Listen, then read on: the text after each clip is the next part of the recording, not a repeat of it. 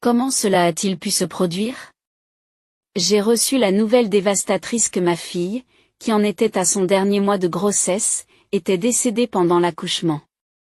Il semblait qu'elle avait déjà été ramenée à la maison. Mon mari et moi nous sommes donc immédiatement précipités. Et la vue de ma fille allongée dans le cercueil m'a presque fait tomber à genoux de chagrin.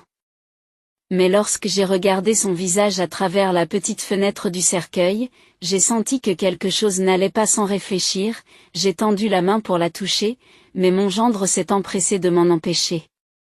J'ai eu beau le supplier d'ouvrir le couvercle pour un dernier adieu, il a refusé obstinément. Quelque chose ne va pas. Et lorsque j'ai tranquillement trouvé un moment pour examiner son corps, en tant qu'infirmière, j'en ai eu la certitude. Ce n'était ni une maladie, ni un accident. Il s'agissait sans aucun doute d'un meurtre. Je m'appelle Cathy.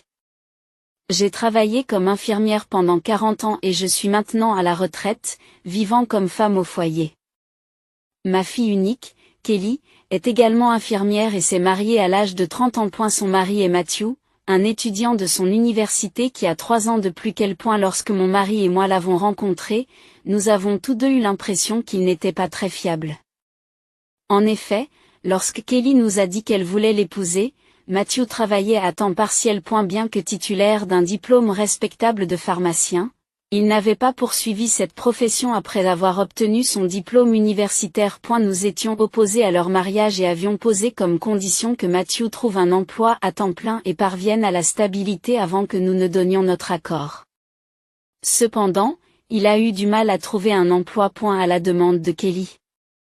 Mon mari s'est arrangé à contre-séure pour que Matthew rejoigne l'entreprise pharmaceutique où il travaillait à l'époque. Bien que nous attendions de lui qu'il travaille avec diligence, les performances de Matthew en tant que représentant commercial étaient lamentables. Selon son patron, il se relâchait constamment et sa réputation auprès des clients était plutôt mauvaise. En conséquence, son salaire était faible et il semblait que leur subsistance dépendait fortement des revenus de Kelly en tant qu'infirmière. Lorsque Kelly a eu 31 ans, nous avons appris qu'elle était enceinte. Ne te pousse pas trop, lui ai-je dit, sachant combien de temps elle passait debout au travail. Elle m'a rassuré calmement en me disant, ça va aller. Lisa est là. Lisa était une amie de l'époque où elle était à l'université et elle connaissait aussi Matthew. Elle était sage-femme et travaillait dans une maternité proche de l'appartement de Kelly. Comme l'hôpital où Kelly travaillait n'avait pas de service d'obstétrique, elle a décidé d'accoucher à la clinique où Lisa travaillait. La grossesse s'est déroulée sans problème et j'attendais avec impatience la naissance de mon premier petit enfant. Cependant, alors que la date prévue pour l'accouchement approchait, j'ai soudain reçu un appel de mon gendre. Kelly, comment cela a-t-il pu se produire? Je n'arrivais pas à croire ce que j'entendais et mon esprit est devenu vide. Il m'a dit que Kelly était décédée pendant l'accouchement. J'arrive tout de suite. C'est la clinique où travaille Lisa, non? Mais Matthew, bredouillant, m'informa que Kelly était morte la veille, et qu'elle avait déjà été ramenée à la maison et placée dans un cercueil. Pourquoi ne pas me l'avoir dit plus tôt? Les mots étaient sur le bout de ma langue, mais je les ai retenus. Nous nous sommes précipités, mon mari et moi, à l'appartement de Kelly. Qu'est-ce qui s'est passé? Racontez-moi tout. Nous avons insisté auprès de Matthew pour obtenir des réponses. Matthew a répondu. Je suis désolé. Je n'arrivais pas à croire que Kelly était vraiment partie. Je n'ai même pas pu me résoudre à passer l'appel. Il semblait trop désemparé pour répondre correctement. Voyant cela, Lisa, qui était avec Kelly depuis le début, a expliqué qu'il s'agissait d'une hémorragie massive. Il semble qu'elle ait été aux côtés de Kelly pendant tout ce temps. C'est alors que j'ai fait face à ma fille pour une dernière rencontre pleine de tristesse. Mon mari, qui se tenait à mes côtés, n'a pas pu retenir ses larmes en sanglotant aux côtés de Kelly à travers la petite fenêtre du cercueil. Alors que je me penchais doucement pour la regarder, quelque chose m'a frappé. Quelque chose ne va pas. Je l'ai senti instinctivement. Ayant travaillé comme infirmière pendant 40 ans, j'avais déjà vu des femmes enceintes perdre la vie pendant l'accouchement. Je savais que la cause la plus fréquente était une hémorragie massive, mais il y avait quelque chose sur le visage de ma fille qui ne correspondait pas à ce que je savais. Lorsque, par réflexe, j'ai tendu la main pour la toucher, Matthew et Lisa se sont empressés de m'en empêcher. S'il vous plaît, ouvrez le couvercle du cercueil. Matthew a répondu, les pompes funèbres ne le permettront pas. Mais c'est notre dernier adieu à Kelly. J'ai supplié Matthew parce que je voulais faire des vérifications plus approfondies pour être sûr, mais il a immédiatement refusé. Je dois trouver un moyen d'enquêter sur cette affaire. C'est dans cet esprit que j'ai demandé à Lisa d'aller acheter des boissons au supermarché voisin. Après son départ, j'ai fait signe à mon mari du regard. Et elle a semblé comprendre immédiatement et a trouvé un prétexte pour emmener mon gendre à l'extérieur. Profitant de l'occasion, j'ai ouvert le couvercle du cercueil et j'ai examiné le corps de ma fille. Le vague malaise que j'avais ressenti s'est rapidement transformé en certitude. Comme je m'en doutais, la prise de conscience a été si choquante que j'ai eu des vertiges et que j'ai eu du mal à tenir debout. À un moment où j'ai réussi à refermer le couvercle, ils sont revenus tous les trois de l'extérieur. Submergé par mes pensées, je fus soudain frappé par une vague de nausées. Je suis désolé, il faut que j'y aille. Je m'excusai et sortis précipitamment de la pièce, me dirigeant vers le parking de l'immeuble. Ne voulant pas être vu, je me suis accroupi derrière quelque chose et j'ai essayé de me calmer lorsque deux personnes se sont approchées. Elles n'ont pas semblé remarquer ma présence et ont commencé à se disputer. Non, c'est horrible. Leur conversation m'a permis de découvrir une autre vérité choquante. J'ai senti monter en moi une colère incontrôlable. Lorsque je suis retourné dans la chambre un peu plus tard, il semblait que Matthew venait de finir de discuter des arrangements avec l'entrepreneur de pompes funèbres. Ils m'ont dit, à demain, et ils sont partis. Demain ? Me demandant ce que cela signifiait, j'ai demandé à mon mari de m'informer que l'enterrement était prévu pour le lendemain. Il n'y a pas lieu de se précipiter. Et si c'est demain, il n'y aura pas assez de temps pour prévenir les amis et les connaissances de Kelly. À ma grande surprise, mon gendre s'est moqué. Cathy, tu ne le sais peut-être pas, mais les funérailles familiales sont la norme de nos jours. Nous n'avons pas besoin d'en faire toute une histoire. Disons simplement au revoir à la famille proche. Mais j'ai commencé à protester, mais même Lisa a accepté, en disant que les amis de Kelly sont occupés et ne pourront pas venir de toute façon. Bien qu'elle ait elle-même prévu d'y assister, elle n'a pas tenu compte de mes inquiétudes. Comprenant qu'il serait vain de discuter davantage, j'ai décidé de me dépêcher de rentrer à la maison. Après tout, j'avais beaucoup de choses à faire. À mon retour, j'ai remarqué une enveloppe dans la boîte aux lettres. C'était une lettre de Kelly qui m'était adressée. À en juger par le cachet de la poste, elle avait probablement été envoyée la veille de l'accouchement. Je l'ai rapidement ouverte et la lettre était remplie des espoirs de Kelly pour l'avenir. Elle commençait par: j'écris ceci parce que je suis trop timide pour le dire face à face. Elle a commencé par nous exprimer sa gratitude. Ensuite, elle a partagé ses espoirs pour l'enfant qu'elle était sur le point d'avoir. Sachant qu'il s'agissait d'une fille, Kelly a écrit d'une écriture joyeuse et fluide. Je veux l'appeler Emily. Elle avait également énuméré de nombreuses choses qu'elle voulait faire pour sa fille. La lettre se terminait par: je suis sûre que je compterai beaucoup sur toi dans les jours à venir. Maman, je te remercie d'avance. En relisant la lettre, mon mari et moi n'avons pas pu empêcher les larmes de couler. Après avoir pleuré à chaudes larmes, j'ai décidé de venger Kelly. Pour me préparer, j'ai commencé à contacter différentes personnes et à prendre les dispositions nécessaires. J'ai également confié une tâche importante à mon mari.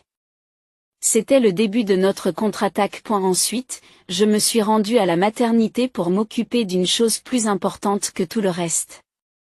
Et puis le lendemain est arrivé. C'était censé être le jour de l'enterrement familial, mais ni mon mari ni moi n'avons quitté la maison.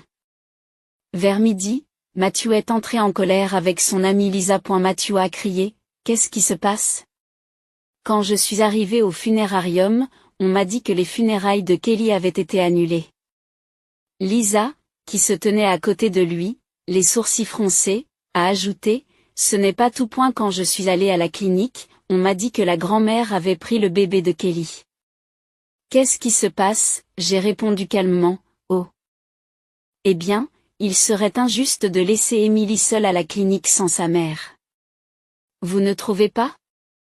Comme le bébé était prêt à sortir et qu'il n'y avait pas de problème, j'ai montré ma carte d'identité et j'ai expliqué la situation. Ils m'ont autorisé à ramener ma petite fille à la maison. Emily?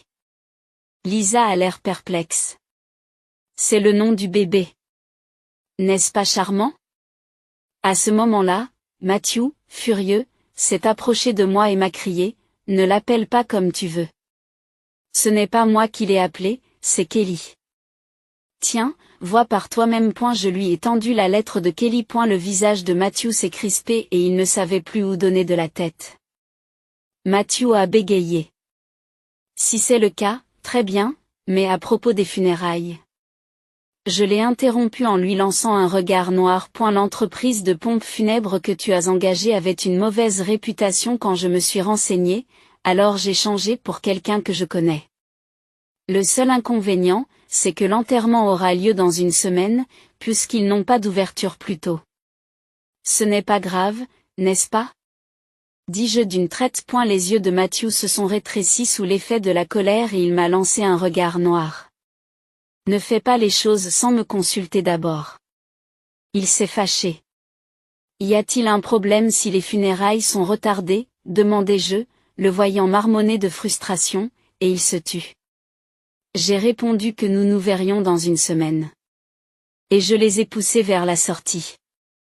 Ils sont partis à contre-séur. Une semaine plus tard, le lieu des funérailles était rempli de nombreuses personnes venues dire au revoir à Kelly. Lorsque j'ai contacté les amis de Kelly, ils ont tous pris le temps de venir lui rendre hommage. Une fois tout le monde rassemblé, je me suis avancée et j'ai pris place devant le micro. Je vous remercie tous d'être venus rendre hommage à Kelly aujourd'hui. Avant que les funérailles ne commencent, il y a quelque chose que je dois partager avec vous tous. Alors que je commençais à parler, Matthew s'est levé. Attendez. On ne m'a rien dit à ce sujet. A-t-il crié.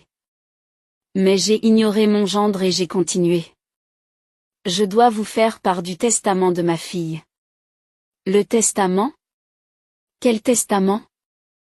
Matthew a été surpris, mais il a rapidement affiché un bref sourire. Sourire sournois. Cela ne m'a pas échappé. Alors que la salle se taisait, j'ai commencé à lire le testament à haute voix en présence de l'avocat. Le testament commençait par des mots de gratitude à l'égard de son beau-père, qu'il avait beaucoup aimé. Oui, c'est mon mari actuel qui a élevé Kelly. Mon ex-mari était un homme riche. Lorsque nous nous sommes mariés, on m'a souvent accusé, moi qui n'étais qu'une infirmière, d'en vouloir à son argent. Finalement, je n'ai pas pu m'entendre avec sa famille et je suis partie, emmenant Kelly avec moi. Plus tard, j'ai rencontré mon mari actuel et nous nous sommes remariés lorsque Kelly était à l'école maternelle. Bien que nous n'ayons pas eu d'enfants ensemble, il aimait Kelly comme si elle était la sienne. Certaines personnes présentes à l'enterrement, qui ne le savaient pas, étaient émues aux larmes. Matthew s'est interrompu. C'est hors sujet. Venons à l'essentiel. N'est-ce pas ce qui intéresse tout le monde ici? Ignorant l'impatience de Matthew, j'ai continué à lire le testament. Le père biologique de Kelly est décédé lorsqu'elle était à l'université, et à cette époque, elle a hérité d'une grosse somme d'argent. Le montant s'élevait à environ 3 millions de dollars, et Kelly a exprimé le souhait que nous utilisions cet argent. Cependant, comme il provenait de mon ex-mari, il n'avait rien à voir avec moi et je n'avais pas le droit de l'accepter. Je l'ai conseillé.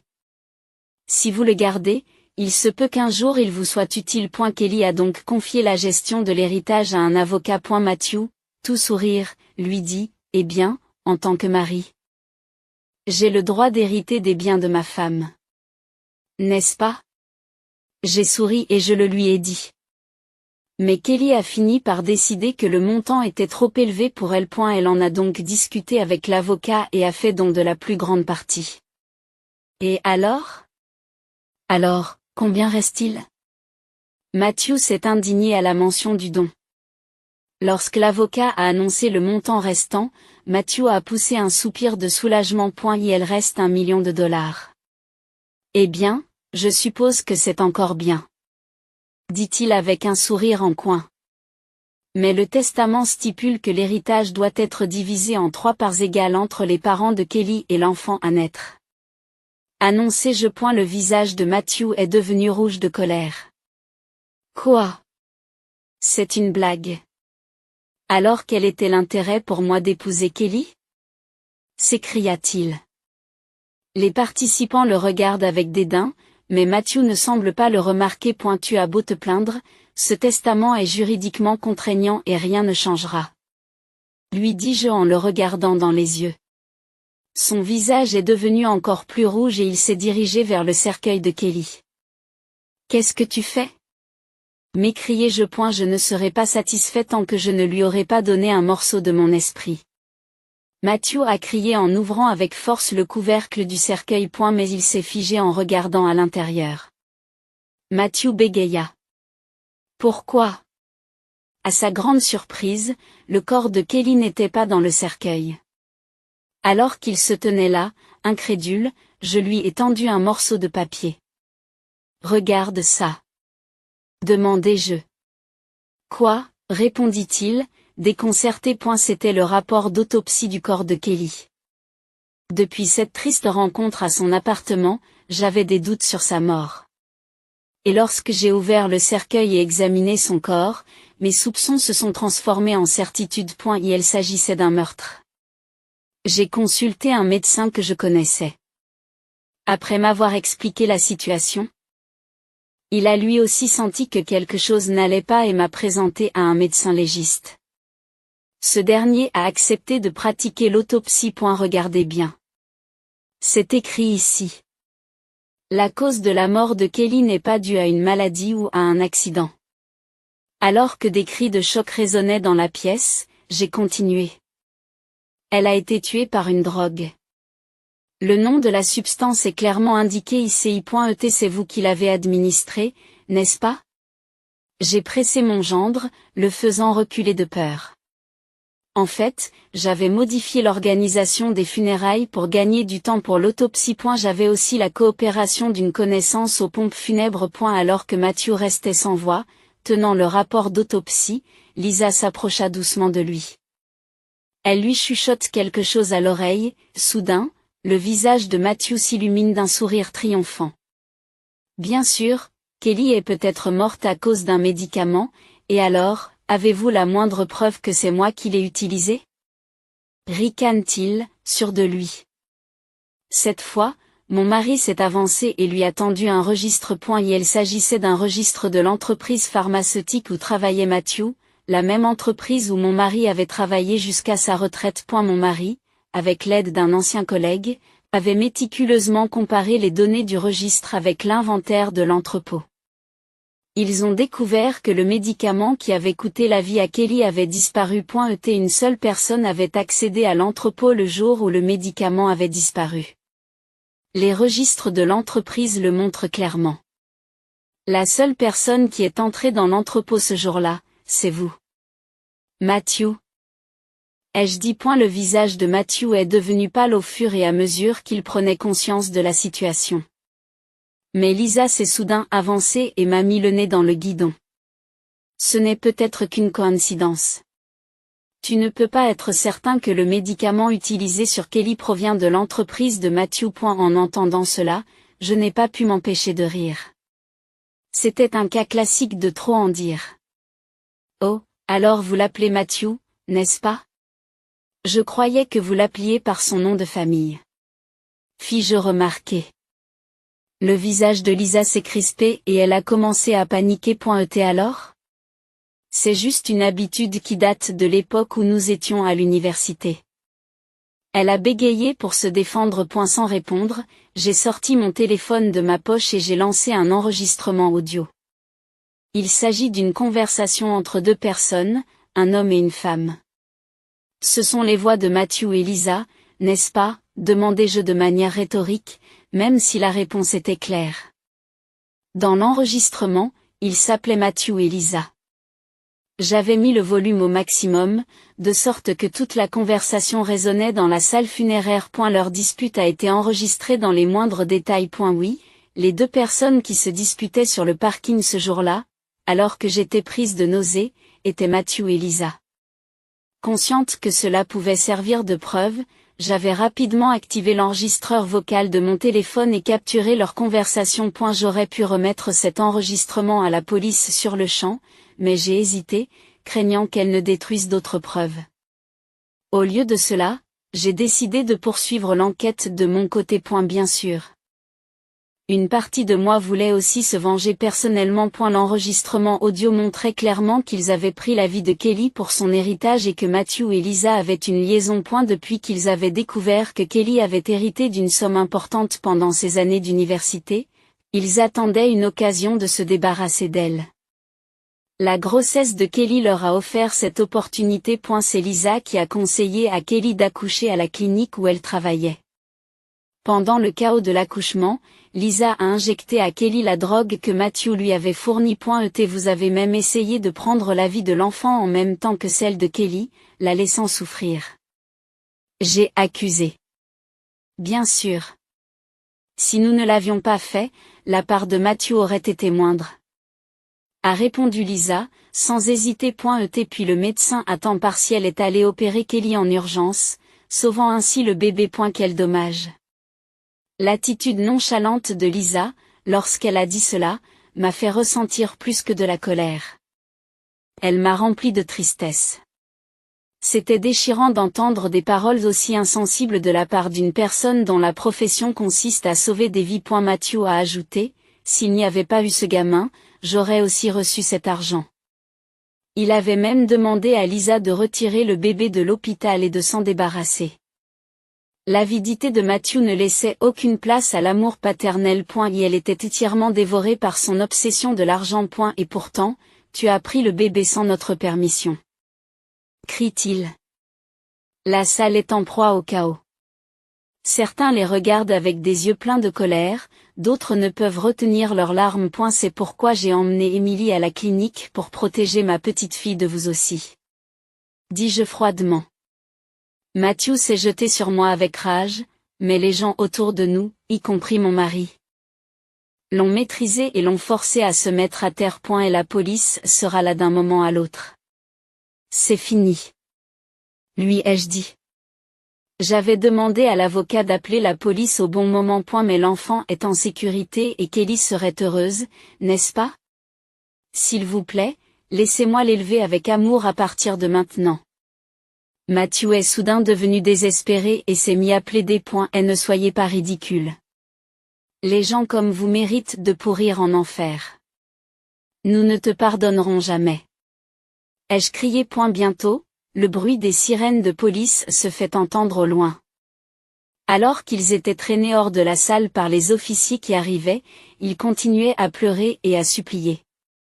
S'il vous plaît, épargnez-nous. Nous ne voulons pas aller en prison. Après cela, Matthew et Lisa se sont retrouvés derrière les barreaux pour leurs crimes. Notre avocat nous a informé que ceux qui ôtent la vie n'ont pas le droit d'hériter de quoi que ce soit. Mon gendre n'a donc même pas reçu la part restante de l'héritage. Matthew a été licencié et Lisa s'est vue retirer sa licence de sage-femme.